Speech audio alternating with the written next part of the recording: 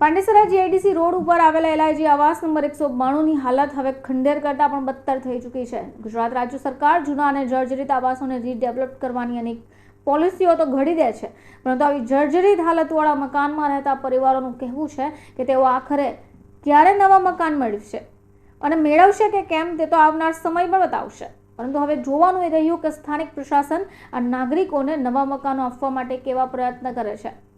આજથી 3 દિવસ પહેલા જ આ જર્જરિત મકાનની સીડીનું બાંધકામ ધડાકાભેર તૂટી પડ્યું હતું, તેમ છતાં પ્રશાસનની ઊંઘ હજી ઉડી નથી। મજબૂરીના મારે અહીં વસવાટ કરતા પરિવારોને હવે સમજાતું નથી કે તેઓએ આખરે જવું તો ક્યાં જવું। આટલી બધી સમસ્યાઓથી પીડાતા પરિવારોના અવાજને તંત્ર સુધી પહોંચાડવાની પહેલ સોમવારના રોજ ચેનલ આઈ વિટનેસે કરી હતી। પાંડેસરા વિસ્તાર જીઆઈડીસી વિસ્તારમાં આવેલી એલઆઈજી આવાસમાં A192 નંબરની બિલ્ડિંગમાં ચેનલ આઈ વિટનેસની ટીમ મુલાકાતે આવી હતી। ત્યારે આપ સૌ જોઈ રહ્યા છો કે મારી પાછળ જે આવાસ આવ્યા છે તે એકદમ ખંડેર જેવી હાલતમાં છે। જૂના અને જર્જરિત થયેલા આવાસો હોવા છતાં પણ અહીં કોઈ સ્થાનિક કોર્પોરેટરો આ સમસ્યાઓને વાચા નથી આપી રહ્યું। અહીંના સ્થાનિક લોકો એટલા પરેશાન થઈ ગયા છે કે તેઓ કંઈક રજૂઆત કરવા પણ તૈયાર નથી થયા। ત્યારે આજે જે ચેનલ આઈ વિટનેસની ટીમ અહીં મુલાકાતે આવી હતી ત્યારે તમે જાતે જ જોઈ રહ્યા છો કે જ્યારે 3 દિવસ પહેલાં અહીં 3જા માળ પરથી એક દાદરનું છજ્જું પડી ગયું હતું અને એ છજ્જું પડી ગયું હતું છતાં પણ લોકો અહીં રહેવા પર મજબૂર છે। આપ મારી પાછળ જોઈ રહ્યા છો અહીં આજે એક લગ્ન પ્રસંગ પણ છે। આ લગ્ન પ્રસંગ એવો છે કે લોકો બહાર બનાવે છે, જમવાનું બનાવે છે, છતાં પણ અહીંના સ્થાનિક કોર્પોરેટરો કે અહીં સ્થાનિક કોઈક નગરસેવકો અહીં ફરક્યું નથી।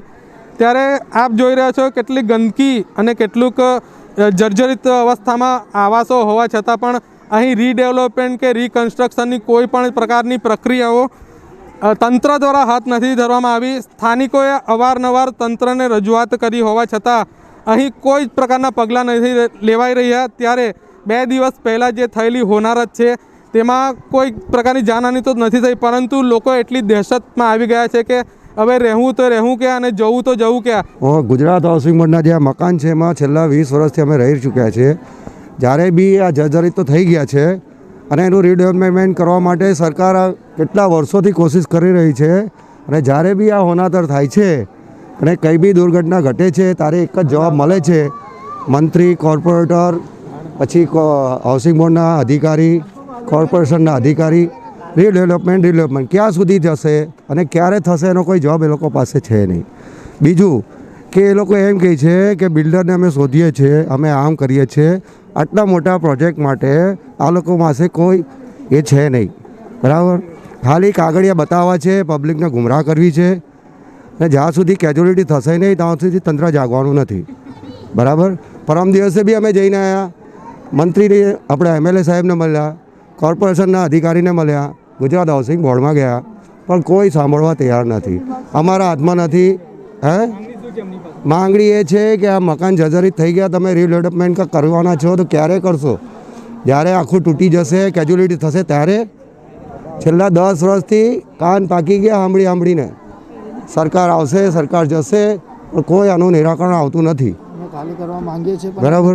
અમે ખાલી કરીએ, અમે જઈએ તો ક્યાં જઈએ? આટલી પબ્લિક છે, 200-300 માણસ તો છે નહીં, 2,500 ઘર છે। તો સરકાર કોઈ આગળ કોઈ મંત્રી, પ્રધાન, ચીફ મિનિસ્ટર છે, મુખ્યમંત્રી છે, ગૃહમંત્રી છે, શહેરી વિકાસ મંત્રાલય છે, કોઈના તંત્ર કોઈના કાનના પડદા ખુલતા નથી। ખાલી મોટા મોટા પ્રચાર કરવામાં જ પડદા એ લોકોના ખુલે છે। તમારા માધ્યમથી અમે તો એ લોકોનો પ્રોબ્લેમ છે કે કેવી રીતના શું કરવું, અમે તો બધી રીતે તૈયાર છે, અમે કોઓપરેટ કરવા બી તૈયાર છે, પણ ક્યારે કોઈ મેઇન માણસ આવશે, અમને કંઈ સમજાવશે? ખાલી કાગળિયા બતાવવાથી શું થશે? કાલે પેપરમાં આઉટ કરે છે, પરમ દિવસ 10 વર્ષથી અમે પેપર વાંચીએ છીએ, 10 વર્ષથી તંત્રની, સરકારની બધાની વાતો સાંભળીએ છીએ। જ્યાં સુધી કંઈ આ લોકોને કેવું છે, જ્યાં સરકારની કેવું છે નીતિ એ જ દેખાય છે, જ્યાં સુધી 2-5 માણસ મળશે નહીં ત્યાં સુધી આ લોકોની આંખ નહીં ખુલે।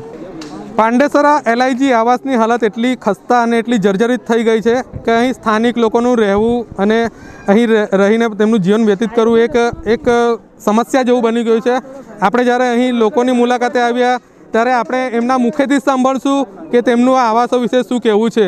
આપણે કેટલાક લોકો અહીં ઉપસ્થિત છે જે અહીં આવાસોમાં જ રહે છે અને તેમનું જીવન વ્યતીત કરે છે। ત્યારે કહેશે કે કઈ રીતે તેઓ આ સમસ્યાઓથી લડી રહ્યા છે અને તેમની શું માંગણીઓ છે। જી આપકા નામ? मेरा नाम सुभाष भाई है और ये जो सीढ़ी गिरा है ना वो मेरे घर के पास ही गिरा है और 18 तारीख को गिरा था, लगभग समथिंग 11 या पौने 12 के करीब गिरा था और तब से मैं ना घर से बाहर ही हूँ। और हमको हाउसिंग बोर्ड वाले और साहब लोगों ने यही बोला कि भाई ऊपर मत जाना। चलो ठीक है, ऊपर नहीं जा रहे, हम सोने कहाँ जाएंगे, बच्चे लेके फुटपाथ पे कहाँ सो गए। अब तो शादी है तो उसमें सो रहे नीचे, बाद में कहाँ जाएंगे। अभी तक मैं तकलीफ भी पा रहा हूँ, इसलिए परेशानी से बोल रहा हूँ। आ रहे हैं कॉरपोरेटर भी आते हैं, सभी आते हैं, लेकिन खाली दिलासा देते। वहाँ गए हम लोग ऑफिसों के अंदर हाउसिंग बोर्ड में, उन्होंने भी यही बोला कि भाई हमारे हाथ में कुछ नहीं है, आपको अपना घर पे रहने की सुविधा खुद करनी पड़ेगी। अब मैं घर छोड़ के कहाँ जाऊँ? मैं यहाँ पे 13-14 साल से रह रहा हूँ। अभी तक कोई अधिकारी या कोई सांसद या धारासभ्य किसने क्या बताया आपको? हमको किसी ने कुछ नहीं बताया भाई साहब, हमको यही बताया है कि ये चल रहा है अपने हाउसिंग बोर्ड का हिसाब किताब, जो भी है जब मिलेगा, जब आपको मकान मिलेगा। अभी हमारे हाथ में कुछ नहीं है। हम लोग धारासभ्य के पास में भी गए और यहाँ पे हमारे हाउसिंग बोर्ड की ऑफिस में भी गए, सब एक ही बोल रहे हैं कि भाई मकान हो चुके हैं जर्जरी, और ये मकान हो चुके हैं जर्जरी, आपको फिलहाल खाली करना ही पड़ेगा। अगर जान मान का नुकसान आपका होगा, उसका धनी कौन बनेगा? सरकार। हम ये बोल रहे हैं कि भाई साहब हमारी कोई गलती नहीं है, हमने मकान को नहीं गिराया। आपको मालूम है, एक तो पहले से ही इस मकान को बनाए हुए भी ज़्यादा वक्त नहीं हुआ है। वो बोल रहे 25 साल, ये मकान 25 साल नहीं हुआ है। इस मकान को ज़्यादा से ज़्यादा 20 साल के समथिंग 20 साल मान के चलो आप। हम लोग आए ना तो 2005 के बाद ही आए। इसका मटेरियल में पूरी खोट है, सरिये से लेके हर चीज़ से लेके आके हमको खाली दिलासा दे के जाते। पर अभी तक गरीब आदमी का कोई किया नहीं। घर से 4 दिन से मैं बाहर ही हूँ और ये हालत में अभी नहा धो के खाली खड़ा हूँ। भाई साहब मेरी कोई यही मांग है कि सब हम गरीब आदमी हैं, हम लोग के पास खाना पीना कुछ नहीं है। ढोल का धंधा चालू था वो भी बंद है, घोड़े हाथी बंद है, धंधे पानी का कोई ठिकाना नहीं है। और हम कठपुतली वाले, हमको गवर्नमेंट ने सरकार नहीं दिया है मकान। मोदी सरकार की तरफ से, जीजे वंजारा साहब की तरफ से हमको मिला हुआ गवर्नमेंट का मकान है, हम लोग उसी में रह रहे। लेकिन अब आज ये मकान जर्जरित हो चुके, अब हम कहाँ जाए? कम से कम उसका कोई निकाल तो होना चाहिए। यहाँ पे समस्या ऐसी है कि ये बिल्डिंग आज के 15 साल पहले ही बनी हुई है। इस बिल्डिंग को ज़्यादा टाइम नहीं हुआ। जब हम यहाँ की पब्लिक को सौंपने में आई थी उसको सिर्फ 15 साल ही हुआ, 10 से 15 साल। ये 15 साल में ये बिल्डिंग पूरी तरह से जर्जरी हो चुकी है। अभी बिल्डिंग तो जर्जरी हो चुकी है, लेकिन यहाँ बिल्डिंग के जो सीढ़ियों का स्लैब है वो भी गिर चुका है। उसके लिए धारासभ्य, यहाँ के कॉरपोरेटर, यहाँ के मतलब जो भी मतलब वोट मांगने आते हैं, वोट के टाइम आते हैं, एसएमसी वगैरह जो भी, वो सब आए और चले गए। उनका कहना और उनका नोटिस एक ही था कि आप यहाँ से खाली कर दीजिए, और हमारा कहना ये है हम खाली कर दें, लेकिन यहाँ से जाए कहाँ? ठीक है, यहाँ कुछ पब्लिक, 1 या 2 पब्लिक, मतलब इतनी पब्लिक में से 1 या 2 इंसान इतना कैपेबल होगा जो कहीं और खाली करके भाड़ा भर सके। बाकी पब्लिकों को आप देख रहे हो और लोग भी देखेंगे, इनकी इतनी भी ज़्यादा वो नहीं है कि एक टाइम की रोटी ये होटल से वो खरीद के ला के खा सके। आज पिछले 2 दिन पहले की ये समस्या है, 3 दिन से कुछ पब्लिक भूखी है, कुछ पब्लिक ये नीचे होटले पे सो रही है, लेकिन अभी तक किसी से कोई प्रकार की मदद नहीं मिली है। विवेक भाई पटेल जो यहाँ के धारासभ्य हैं, उनके पास गए थे, उन्होंने फ़ोन में बहुत ही आश्वासन देते हुए प्रेम से बुलाया हमें कि आप आ जाइए। ये सारी पब्लिकों के साथ में मैं गई थी, लेकिन वहाँ पे हमारी बातें सुनी गई, लेकिन सुनने के बाद उन्होंने अपना पल्ला झाड़ते हुए बोला कि आप यहाँ से एसएमसी हाउसिंग बोर्ड में जाके, उन्होंने कुछ नाम बताया था, उनसे मिलिए, लेकिन आप उनसे भी सिर्फ मिल सकते हैं। उन्होंने ये भी जवाब दिया, लेकिन वो लोग आपका ज़्यादा से ज़्यादा 15 दिन का खाने का व्यवस्था कर सकते हैं, इससे ज़्यादा वो कुछ नहीं कर पाएंगे, क्योंकि उनके भी हाथ जो है वो बंधाए हुए हैं। ठीक है, वोट मांगने के टाइम पे कोई नहीं बोलता कि हम कहाँ से आए हैं, किससे बंधे हुए हैं, किससे खुले हुए हैं, या हमारा एक वोट उनके लिए बहुत ज़्यादा मायने रखता है।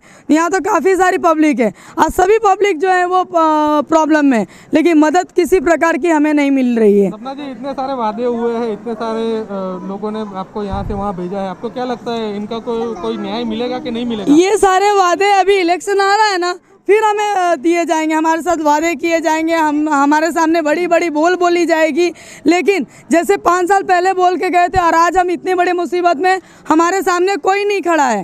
ठीक है, हम ही लड़ रहे हैं, हम हर जगह दौड़ के जा रहे हैं। कुछ इन लोगों के पास भाड़े नहीं है, मैं निकाल रही हूँ, वो निकाल रहे हैं, इस तरह से भाड़े निकाल के हम लोग जा रहे हैं, लेकिन मदद कुछ नहीं। ये सिर्फ वादे करने के हैं, करने के लिए नहीं, कहने के लिए, करने के लिए नहीं। हाथ लिया है, आप अभियान को कहाँ तक पहुँचाएगी, आप क्या कहोगी? हम वहाँ तक पहुँचाएंगे जहाँ तक अगर हम यहाँ की ज़मीनें मतलब यहाँ पे नहीं तो एक समय ऐसा आएगा कि हाउसिंग बोर्ड या फिर कलेक्टर के ऑफिस में हम सारी पब्लिक वहाँ जाके बैठ जाने वाले हैं और उनको ये बोलेंगे कि आप दूसरी जगह तो दे नहीं रहे हो हमें, अब हमारा घर यही है, आप बोल रहे हो खाली कर दो, कहाँ जाओ ये नहीं बोल रहे। हमने डिसाइड कर लिया कि ये हमारा घर है। ये धरने की रूपरेखा आपने कभी नक्की की है क्या? हाँ, इस धरने का रूपरेखा हमने इस हद तक नक्की की है कि अगर वो हमारी मदद जल्द से जल्द नहीं की जाए तो हम सभी पब्लिकों के साथ में हम उपवास पे बैठ जाएंगे। चैनल लाइव विटनेस के माध्यम से आप लोगों को क्या संदेश दोगे या प्रशासन को क्या संदेश होगा? प्रशासन को सिर्फ इतना संदेश है कि आप हमारे तरफ ध्यान दीजिए, जिस तरह से आप वोट के टाइम बहुत ध्यान देते हो। हाँ, यहाँ कुछ हमारी गलती हो सकती है कि आपके 100 रुपये 500 रुपये की वजह से एक वोट आपको मिल जाता है, लेकिन उस वोट का आपको काफ़ी ज़्यादा फायदा होता है। हम आज जिस मुसीबत में है वो मुसीबत आपके लिए इतनी बड़ी भी नहीं है कि हमें इसमें से नहीं निकाला जा सके। પાંડેસરા LIG આવાસ 192 નંબર એ બિલ્ડિંગમાં જ્યારે આપણે મુલાકાતે આવ્યા ત્યારે સ્થાનિકોનું પણ એવું જ કહેવું છે કે પ્રશાસન કે તંત્રના કોઈ પણ અધિકારીઓ તેમને કોઈ પ્રકારની આશા નથી બતાવતા અને જો કોઈ આશા બતાવી હોય તો તે માત્ર કાગળિયાઓ પર જ રહી ગઈ છે। છેલ્લા 10 થી 15 વર્ષથી અહીં એક પ્રકારે જીવન વ્યતીત કરતા લોકોને એવું કહેવું છે કે હવે એમણે જવું તો જવું ક્યાં અને ક્યાં આશરો લેવો। બસ આ જ પ્રશ્ન સાથે ચેનલ આઈ વિટનેસની ટીમ અહીં મુલાકાતે આવી હતી અને સ્થાનિકોના મુખેથી તેમના મંતવ્યો સાંભળ્યા હતા। તેમણે કહ્યું હતું કે તેમને ખ્યાલ જ નથી આવતો કે ક્યારે તેમને નવા મકાનો મળશે અને ક્યારે તેઓ નવું ઘર મળશે। કેમેરામેન સતીશ પાટીલ સાથે હું હિમાંશુ પંડ્યા, ચેનલ આઈ વિટનેસ, સુરત।